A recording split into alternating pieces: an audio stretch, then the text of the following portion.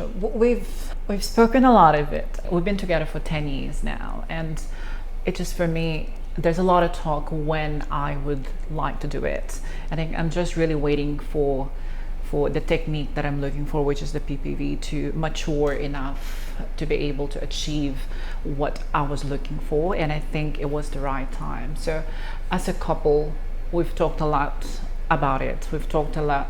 I've done all of the research, and sometimes we argue as well about some findings on my research, and then sometimes he has his own point.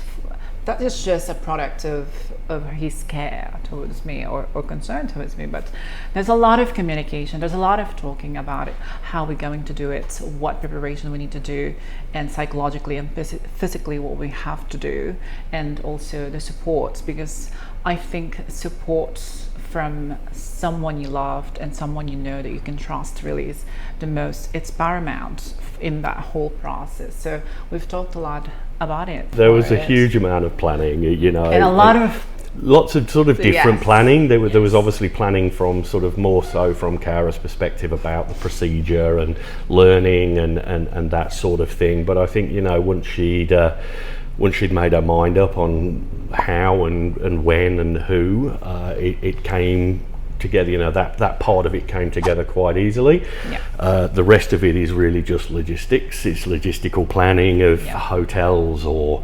Airbnbs or flights and so forth and so on. But again, just lots of communication. Having the ability to obviously speak honestly to each other is really important. Yeah.